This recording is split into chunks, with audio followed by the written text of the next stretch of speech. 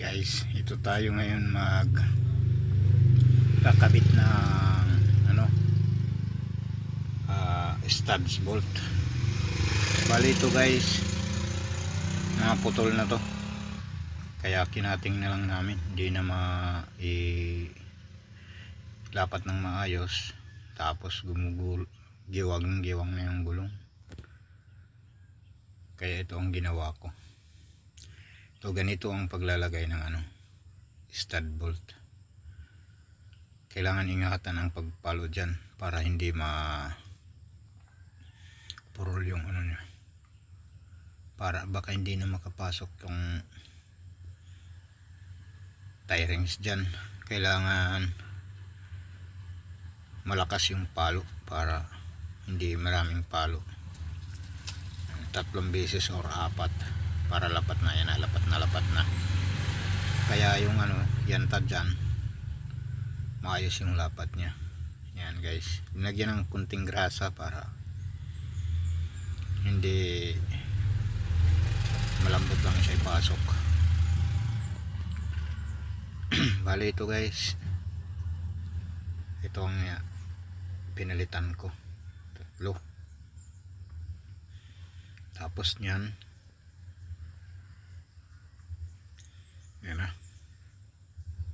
isa pa, isang palo pa. Yan, lapat na yan. Yan guys. Tapos ikakabit muna namin yung brake drum dyan sa nya, pinyon, para may lapat na namin yung gulong.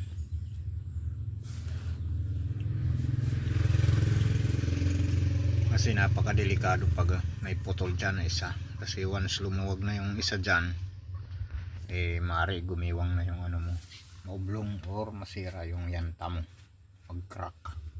Napakamahal pa naman ng nyan, yanta,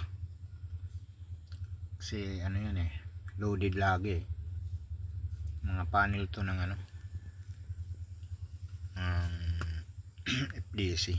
Bali mga kapi ng karga nito, halo lang. Dito namin ilalagay ito guys, kapal naman yung mga preno. Bali yun lang talagang naging problema. Tapos pala to guys, walang hangin yung truck na to, kaya ginagawa ko ngayon yung compressor. Ito na yung compressor. Bali pinalitan ko to guys ng head, kasi yung mga nito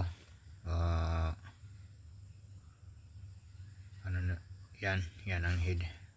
Hindi na yung hangin pumapasok sa tangke, sabay ko yung check valve doon, kasi hindi pumapasok.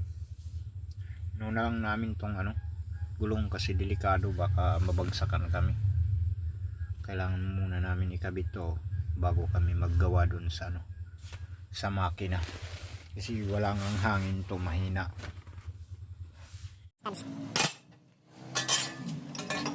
Palitan baraton kay dito tignan ito ya, tignan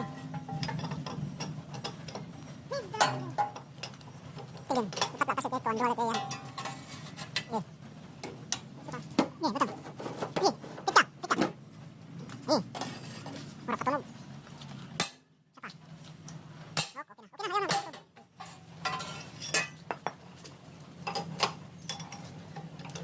Sa dos lang yun, dito lang. Pero ngayon tingnan nyo naman, ang ganda. Hanggang dito lang yan dati. Ngayon ang taas na, mabot na ng 9.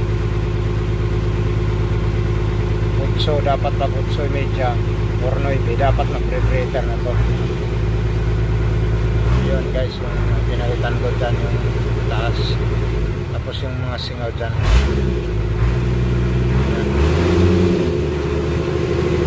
Hindi na siya dyan, ganda na.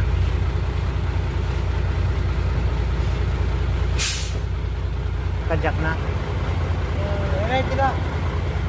Susubukan ko guys, kung biglang titigil yung Watch di boy.